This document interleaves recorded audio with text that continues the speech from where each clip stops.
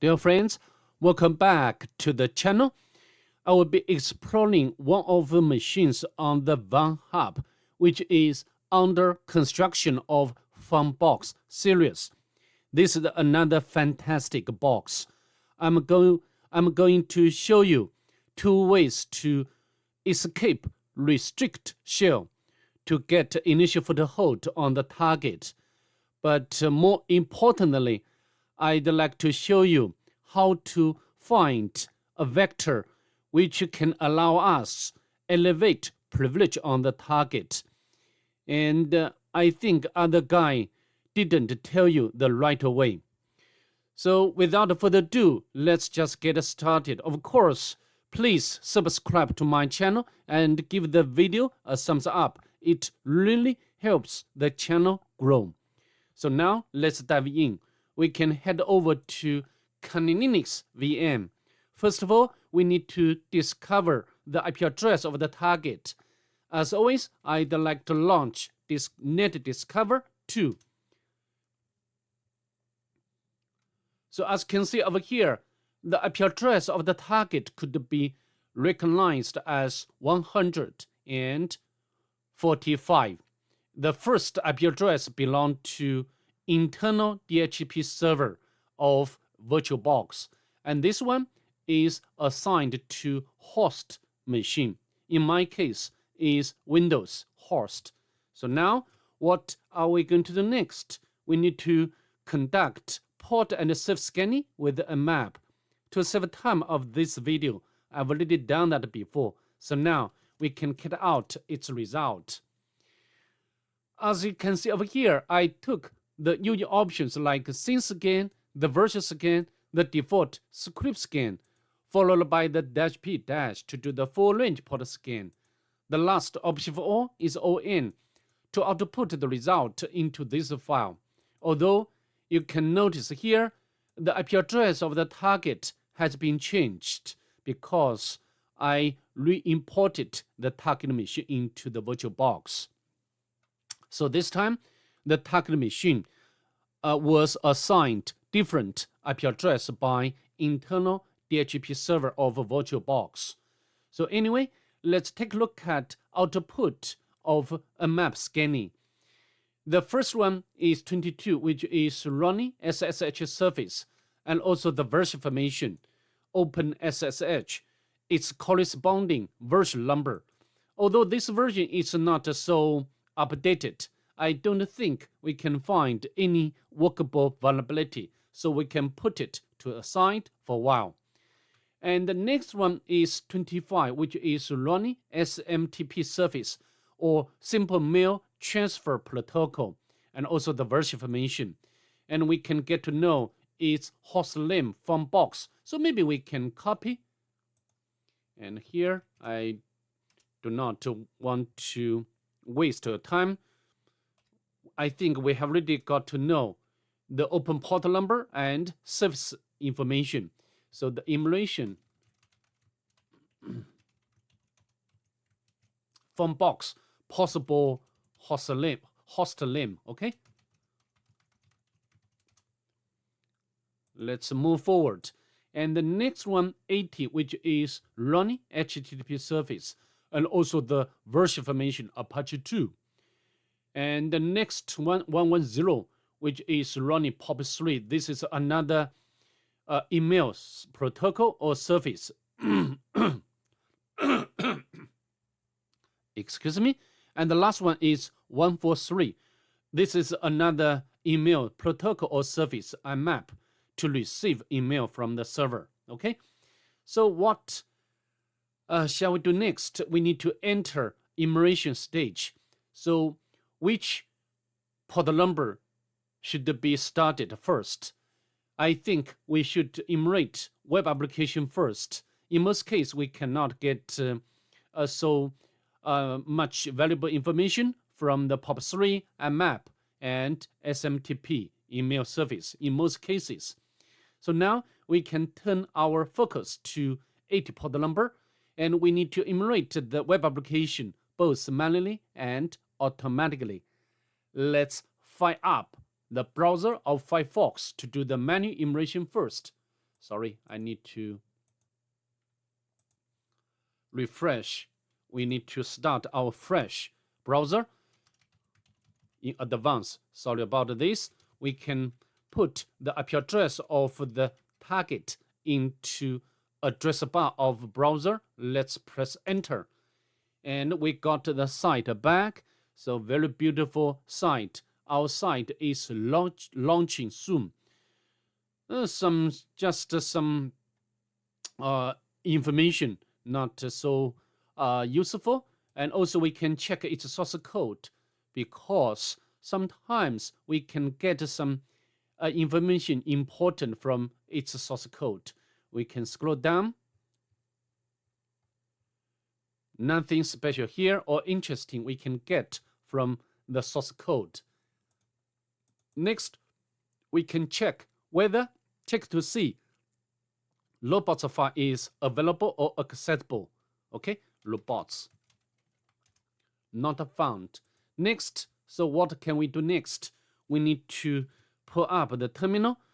I think from now on, we will use command line to do more enumeration with web application. For example, I'd like to begin with Nicto to do the automatic enumeration with web application, because Nicto can give us rich information about the web application. For example, like the version information. Sometimes if the version is vulnerable or its module of the web server is vulnerable, and Nicto can give us such information which we can exploit. Okay, and found images directory. So we can try to access this directory. However, we got an error, not found. So maybe this is, misinformation by Nicto, and also allowed HTTP methods. README, let me copy its file name and access via browser. And here is some description for this site. Colonels is creative pack of coming soon template pages. So just some sort of static HTML page or codes. Okay, so now what can we do next? Next, I think we can launch the GoBuster to do the directory enumeration, and we can use the option of -u to specify the URL of the target, and use W option to specify the word list. For me, I always use this word list to begin. GoBuster directory 2.3 medium, and extension option -x PHP. Press enter. So now immediately GoBuster discovered something in terms of directories or directory or pages, right? So I think now we need to take a look at this one, catalog or catalog back. So maybe we can copy from here and paste in the browser, so we do not need to type in. And here we can get a CMS information. This is running osCommerce CMS. Welcome to this one. Even we can get its version, so we can copy. Very important discovery so far, right? And also we can copy its CMS name. Okay. All right. I don't think GoBuster can find anything else, so I'd like to interrupt. So next, so what can we do next? Because we have already retrieved, or we have already found the target is running this kind of CMS, osCommerce, even its version. So we need to see whether this version of CMS is vulnerable or not. So how to know or how to check? And there will be ways. The first one, we can use the command line utility search sprite. This is the most preferable way for me. And also we can use the online service or the website exploit DB. And also we can use the Google to make some search. Okay, I think these are three major ways to find or to see whether the CMS is vulnerable or not, or any application or any software. Okay, so now let me try the first approach. We can use such a sprite and followed by the CMS name or keyword, and there are several, a very long list of exploits there, and we need to find the one matches the version. So I think this one, also there are several matches, but I think I prefer to use this one, Python.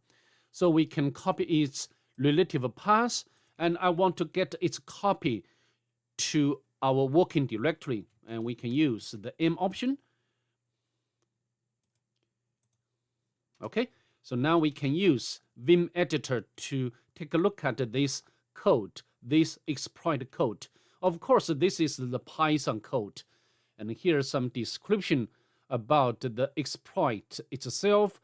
So testing on Windows and the version, and let's scroll down. So I think this exploit requires the third-party module of requests, and I've already installed it in advance. Okay, but installing such module is very easy. We can use pip to install, and we need to pass the argument base URL, no problem, and this is do the concatenation of the base URL and install.php, and then. So I think the only thing we need to pass is the base URL. Very easy to use. Okay, so how to do? Python 3, and let me auto-complete this command, and this should be the 145. Very important, we need to put the catalog because this directory is running osCommerce application. So now we can press enter. Great, we have already got shell on the target without too much efforts. And now we can run command ID. Interesting, we cannot run ID command. Usually we can run command write ID. Who am I? So it means that although we have already got access or initial foothold on the target, however, we are within the restrict shell. We cannot run normal commands as usual. Okay, so how about ls? Ls command can be executed. Sorry about this syntax, the syntax, the wrong syntax. Okay, so I think next we can run. Maybe we can run which we cannot. We can run Python, which we cannot run which a command. So next, I'm going to show you how to escape this restrict shell. For example, we can run who am I? Oh, no, because now we can run ls. The only command we can run for now is ls command. And even we can put the option, no problem. And can we cut the file? I'm not sure. Configure PHP. Yeah, we can. And then we can let's scroll up a bit.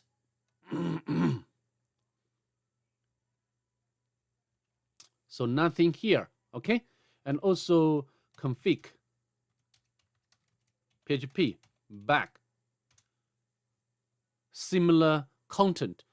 However, this time we found some credentials information, jack and yellow. Maybe we can copy and paste over here. So next, maybe we can try, although the username is for database collection, I think it's worth it's worth trying to use this credential to log in or to SSH, right? After all, SSH service is running on the target. So let me do it now. Jack, yes, and yellow. But it doesn't work. I think there will be two reasons. The first one, maybe because of configuration by the target. The SSH authentication is based on private key rather than password. And the second reason is the Jack is not Linux user or is not system user. Or maybe Jack is valid system user, but the password is different. Anyway, we failed to SSH the target. Okay, it's fine. Now let's go back. So just now, we can run ls command. So how to run any other command? We need to use some sort of operator or some special character to run. For example, let me show you. Like ls, we can use a to-end, and we can run. As you can see now, this command has been executed after ls command. So great. Now, so maybe next we can try to use netcat to make reverse collection back to our Linux, right? So next we can set up the listener on the Linux, waiting for collection from the target. Next we can run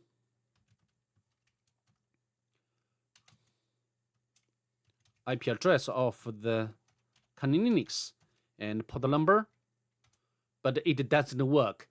We didn't get, although, yes, sorry, it does get the collection from the target, but immediately it's disconnected. So it doesn't work very well. We need to find other ways. So next we can check whether wget command is available. So next we can try to upload reverse shell PHP file to the target. Okay, so now how to do? I've already got this shell script ready, which you can get it from a Pentest Monkey website or other websites, okay, like GitHub. So next we can set up the web server on the Linux, and then we can use wget. Important, we need to use end to escape the restrict shell. And then we can use wget, press enter, and it didn't. Sorry, I forgot to put the file name wget. This is my mistake. And port number and shell.php. Okay, and we can press enter. This time we got a request from the target, and the status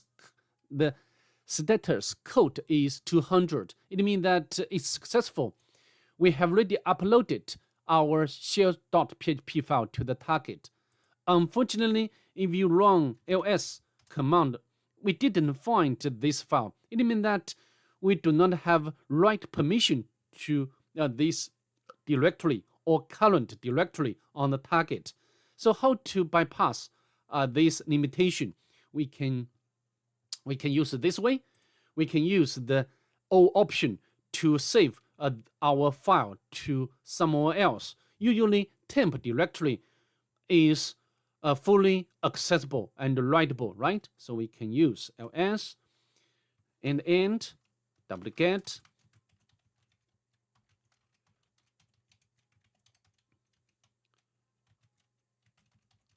so we can use the capital L to save to temp directory rather than current directory by default, right? So now we can press enter. If you run command and of course, now if you run command temp directory, we can find our file has been successfully uploaded to the target. So how to, of course, alternatively, we can upload shell script to the target. We can write one-liner of shell script or reverse command into this shell script. But here I use the PHP file. Okay, I think just the way to execute is different. In this case, we need to use the PHP command, so we can check whether we can run PHP. Which PHP? PHP is there. So now I think it will be easy. But before we do that, I'd like to open new tab to set up the listener. And waiting for collection from the target. And then we can run PHP. Oh, first of all, we need to navigate to temp directory and then PHP shell PHP. Okay, I think you have really got my idea. We need to use to-end symbol to run our commands properly. Let's press enter. As you can see, we successfully got collection from the target, and now we can run the normal command. Like we can spawn more interactive shell by Python. Okay, so this is the first approach, and next I'd like to show you another approach. Just now I used to-end symbol to escape this restrict shell, and next I'm going to show you another approach. Maybe there will be others. Please let me know if you can think of or can try something else. Okay, so now let's set up the listener again, and we can run this exploit.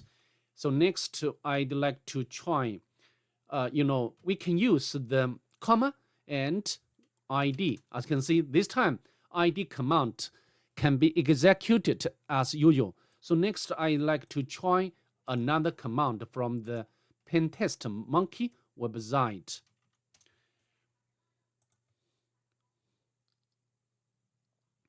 For example, maybe this one we can copy and we can put over here because we need to do some modification.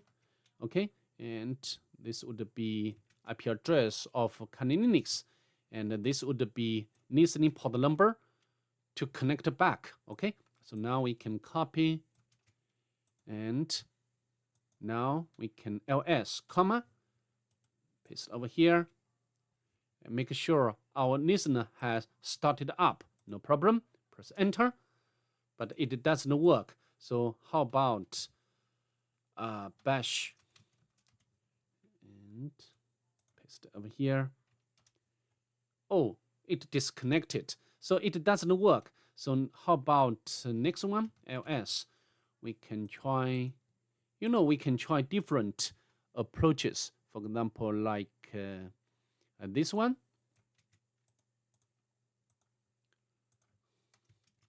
And we can copy from here and replace. And this would be 555. Let me copy and paste in here.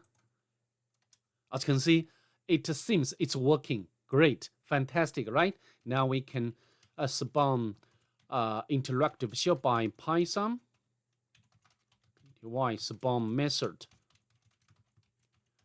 All right, so now we have already got the, got the initial foothold on the target. Next, we need to do some local enumeration. Let me make the font to be bigger. Then we need to do some local enumeration to elevate privilege. First of all, we need to go to home directory, and there are 4 normal users. So Chuck, permission denied. Jack, permission denied. Joe, Susan. We do not have permission. How about the kernel? Of course, I'm not whatever or wherever, I'm not going to take a kernel exploit to elevate privilege. Okay, so just now, we have already got the password for the user Jack and trying to SSH to the target, but it failed. How about this time? We can try to switch user to Jack and yellow. It does work. Fantastic. Next, we need to continue our enumeration. For example, go to opt directory. Let me clear the screen. Oh, we need to export term. So then we can use clear command to clear the screen when necessary, okay, to get bigger space. Next, we can go to var backups. Nothing here. Go to www directory. Go to backups. Nothing here. Go to HTML directory. I think we can, we can upload NumPy shell script to do the automatic enumeration. Let me open another tab. I've already got this script, NumPy shell script ready. So now we can upload this script to the target. We can use wget to upload. And we need to make it executable. And then we can run it.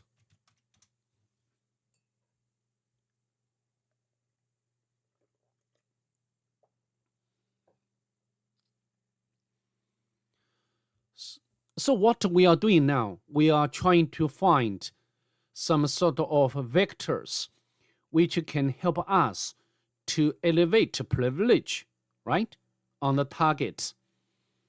And this script, NumPy shell script, can conduct automatic enumeration on the target very efficiently.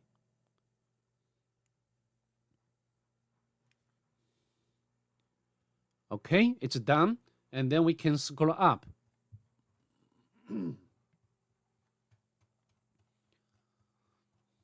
A lot of output by this script.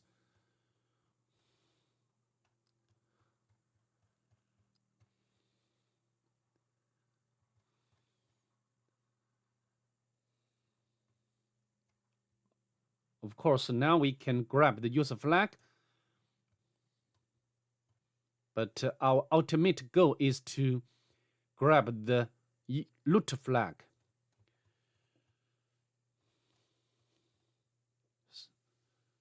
So check files with SUID bit. Nothing here. We continue our scrolling.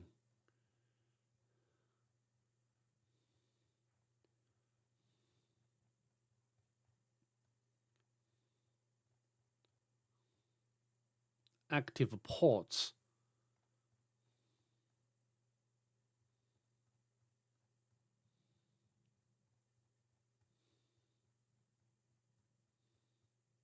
Chrome jobs. Processes information. Of course, here, these processes are accessible by current user Jack, and also some local exploits. But just I mentioned earlier, I'm not going to take kernel exploit to elevate privilege. Okay. So nothing special here. Next, although this script can display processes on the target, but if you want to get more process information, we need to rely on the power of another utility, PSPY. Okay, so now I've already got this utility ready. This is the binary or executable. And of course, if you have a problem to get such utility, please let me know in the comment box below. Okay. So next, we need to upload this binary to the target. No problem. We can use wget as well.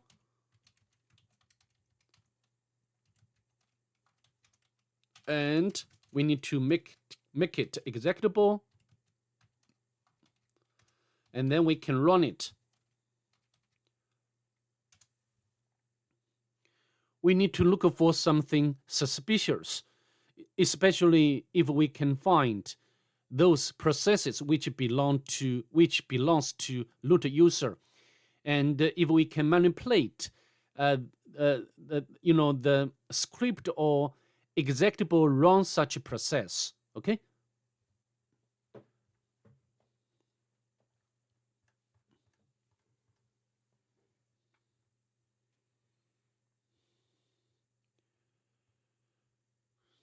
Nothing special here.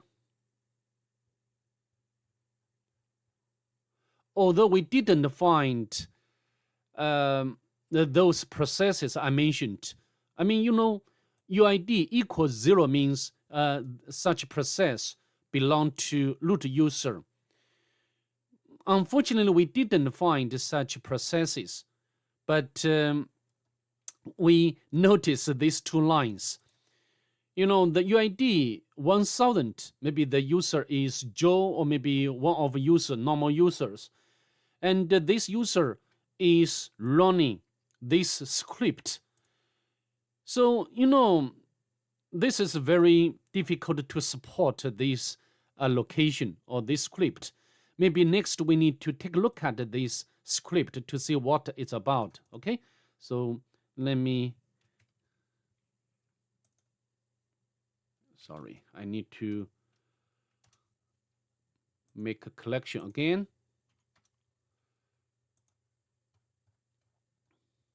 And we can copy from here.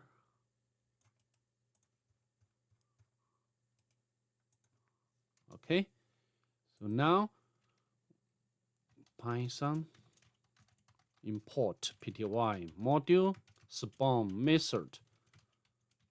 We can cut out the password.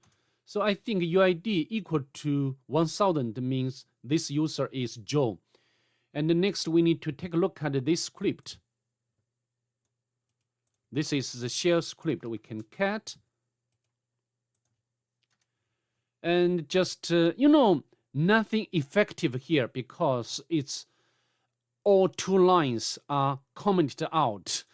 However, we got this thing very weird, right?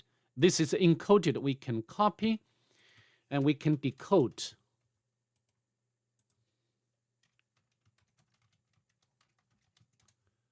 And even we can get the password for the root user.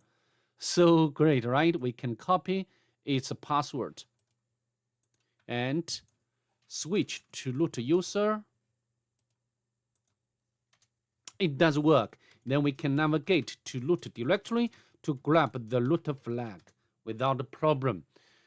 So I think maybe somebody just blindly tells you can get root password from this file, from this script, but didn't tell you how to find this script. This is just what I did now. Okay, so I think that's pretty much it.